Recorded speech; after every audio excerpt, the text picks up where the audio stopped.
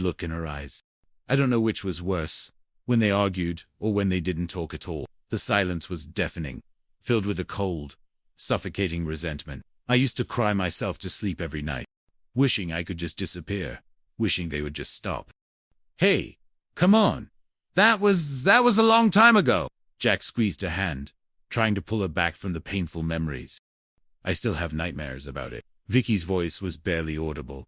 The fear that it will happen again. That what starts as love will inevitably turn into that kind of pain, that kind of toxicity. Vicky, it won't be like that with us, Jack pleaded, his voice filled with conviction. We're in love. So were my mother and father. Vicky's gaze met his, a profound sadness in her eyes, until they got married. Jack felt a wave of helplessness wash over him. Her pain was so deep, so ingrained. He loved her fiercely, but how could he fight against a trauma that had shaped her entire view of commitment? I don't know what to say. Say that we can live together. Vicky's voice was soft, hopeful. Jack looked away, his brow furrowed in thought. Live together. It was a radical idea, especially for someone like him. He pictured his parents, their solid, traditional marriage, the values they had instilled in him. Marriage was the natural progression of love, the ultimate commitment, the foundation of a family. Living together felt temporary, less serious. He struggled to reconcile his deeply held beliefs with the woman he loved. Vicky, I have a little trouble with that. Don't you see? We'll be together because we want to, not because we have to, Vicky argued, her voice filled with a passionate sincerity. It's a choice we make every single day, freely, without the constraints of a legal contract that seems to trap people in unhappiness. I know, Vicky, but it's just me. I can't do that, Jack confessed, the words heavy on his tongue. He couldn't articulate the exact reasons. The vague unease that settled in his gut at the thought of a life without the formal, sacred bond of marriage. Why not? Why not? Vicky pressed, her frustration growing. Do I have to spell it out for you? Jack asked, feeling cornered, his cheeks flushing. Yes, Vicky challenged him, her eyes narrowed. Okay, I will. Okay, listen. Jack took a deep breath, trying to organize his thoughts, but the words felt clumsy, inadequate. There we are, right, living together.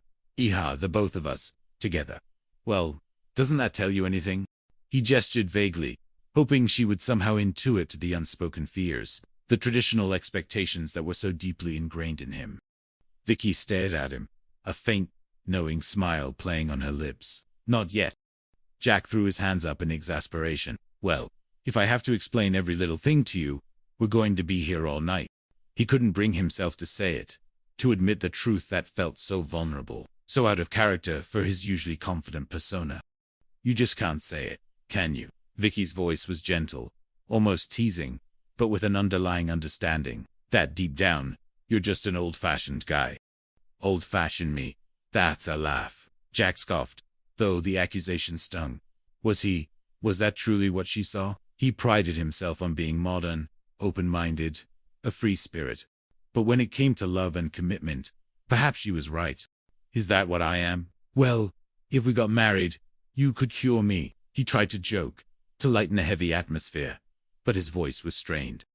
Vicky shook her head, her eyes filled with a sad resolve. Oh, Jack, I love you very much, but I can't marry you, and I can't just live with you. Her voice was firm, a boundary drawn. She couldn't compromise on her fear of marriage, and he, in turn, couldn't compromise on his need for it. The chasm between them suddenly felt vast, insurmountable. Well, I'd better get down to the party. She turned, walking away, leaving Jack stunned and heartbroken once more. Say that again, Jack called after her, desperate to make her stay, to renegotiate, to find some middle ground. I want you to come here. He reached out, but she was already at the door, her hand on the knob. Suddenly, the door burst open, and Mr. Bradford stood there, his face a mask of fury. He had clearly heard the tail end of their conversation. Oh my God, I'm too late, he thundered, striding into the apartment. Stay calm. What are you doing here? There was no reason to panic. You didn't know what you were doing. We'll have it unknown. He looked from Vicky to Jack, his eyes blazing. What are you talking about? Don't play games with me, Victoria. He seized Vicky's arm, his grip tight. When I tried to reach you on the phone here, They told me about the wedding. Vicky pulled her arm free. That was one of Jack's friends who got married. Mr. Bradford blinked, his expression shifting from rage to confusion. Then you're not. No, Vicky confirmed, her voice flat. Oh, how nice. Mr. Bradford's voice was dripping with sarcasm. You've just done wonders for my ulcer. I feel so much better. He clutched his stomach dramatically. Oh, Dad! Vicky sighed, her anger returning. What's wrong? Jack and I just broke up, she confessed, the words raw with pain. Really? Mr. Bradford's eyes widened, a flicker of satisfaction momentarily replacing his feigned pain. Really? I'm so sorry. He quickly adopted a sympathetic expression. Oh, Dad, I feel so miserable. Oh, Mr. Bradford patted her shoulder, a smug glint in his eye. If he means that much to you, I'll see what I can do about patching things up. Vicky looked at him, surprised. You'd do that? I just want you to be happy. Mr. Bradford's voice was smooth, manipulative. You're all I've got. Now, where do we find this Jack? He looked around, as if Jack had suddenly vanished. There's nothing you can do, Dad. Vicky shook her head, a fresh wave of despair washing over her. She turned to leave again. Don't you think you'd better fix your face up? Mr. Bradford suggested, ever concerned with appearances. All right, Vicky mumbled, heading towards the bathroom. Jack, who had been standing by, a silent, stunned witness to this entire exchange, felt a profound weariness settle over him. He walked out onto the balcony, seeking refuge from the emotional mood. Terry, seeing him, walked over, a concerned look on her face. Jack, what are you doing out here?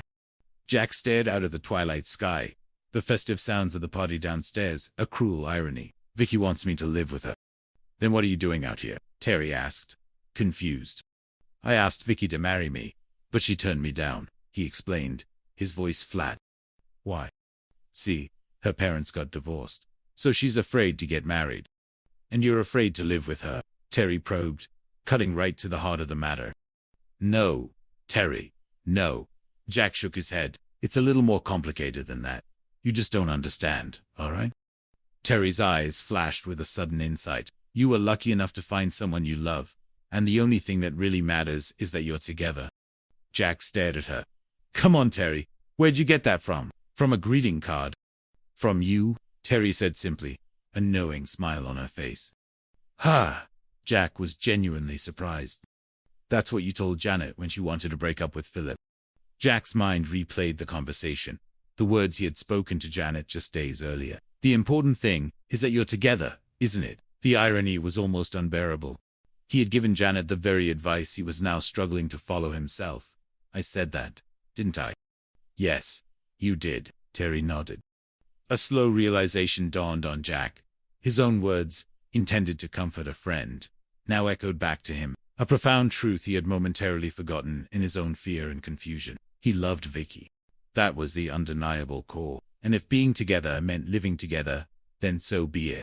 His traditional notions, his ingrained expectations, suddenly seemed less important than the overwhelming desire to simply be with her.